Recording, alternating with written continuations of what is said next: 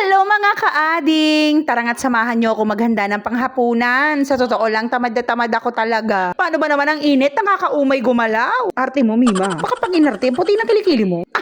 Joke lang. Ito naman. Uy, oo nga. Grabe nga yung init ngayon. Nakakapang-init talaga ng ulo. Tara na nga, magluto na tayo ng adobo. I-share ko nga sa inyo tong 100 pesos na ulam hacks ko tuwing gabihan. Bumili nga lang ako ng 70 pesos na baboy. Tapos 15 pesos na patatas. Tapos yung 15 pesos, bawang sibuyas at toyo na. Ang daming ang taba na naibigay ni ate sa akin. Di bali, okay lang yan. Masarap yan sa adobo. Yung mamanti-mantika. Tapos parang hindi ko pil yung pulang sibuyas. Kaya puting sibuyas yung binili ko. Hamo na yung balat ng kawali ko, ha? Actually, bago pa yan, ang tagal ko nga lang hindi nagamit. Kaya nagkaganyan. Mag-isa na nga tayo ng bawang sibuyas. Alam nyo naman na siguro mag-adobo at ito nga ang version ko ng low budget adobo. Hamo na yung konti ang rekado, hindi kagaya sa ibang vlogs. Ang point ko naman sa video na to ay makahelp pa rin naman sa inyo na magkaroon ng ulam ideas, lalo na sa mga tight budget dyan, nakagaya ko. Ganito nga yung atake ng adobo ko. Nagisa muna ako ng bawang sibuyas, isinama ko na nga rin tong baboy para magmantika. Tapos yan, inilagay ko na nga yung toyo. Kasi naman, gisang-gisa na yan. O ba't ka galit? Wala naman sinabi, Mima.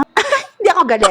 Naglagay na rin ako ng suka. Ayan nga, inilagay ko na rin yung patatas. Para naman makasabay na siya sa pagpapalambot pa natin lalo sa baboy. Ayan na nga at paluto na, pero papakuloan pa rin natin yan ng ilang minuto pa. Sa mga kaading ko nga dyan na umabot hanggang dito, ikaw nga ay tunay kong kaadi. If you like more video like this, consider to follow, like, and share this page, Kaading Vlog. Hanggang sa muli! La la la la la la la la la